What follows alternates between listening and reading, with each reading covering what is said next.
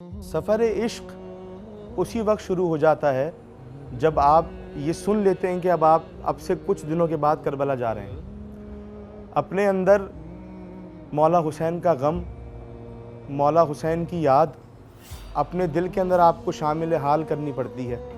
अपने आप को करबला के अंदर आपको ये एक इश्क है, ये एक इश्क का मामला है। और इस इश्क के दरिया में जब तक आप कूदेंगे नहीं तो मालिक आपको, मतलब जब आप कूदेंगे इसके अंदर तो ही मौला आपको परवान चढ़ाएंगे, मौला आपको रंग लगाएंगे। तो ये एक इश्क के मामलात हैं और ये इश्क उसी वक्त होता है जब आप इस सफ़र के लिए रवाना हुआ चाहते हैं। आप यकीन कीजिए, मैं जितनी दफ़ा करबला आया हूँ, मुझे आज तक कभी ये एहसास ही नहीं होता कि अब वक्त क्या हो रहा है, आज दिन कौन सा है, महीना कौन सा है। क्योंकि ज़ाहिर है जिस चौखट पे हम मौजूद हैं यहाँ पे तो हर चीज़ रुकी हुई है। यहाँ सिर्फ आप हैं और आपके मौला हैं, बस।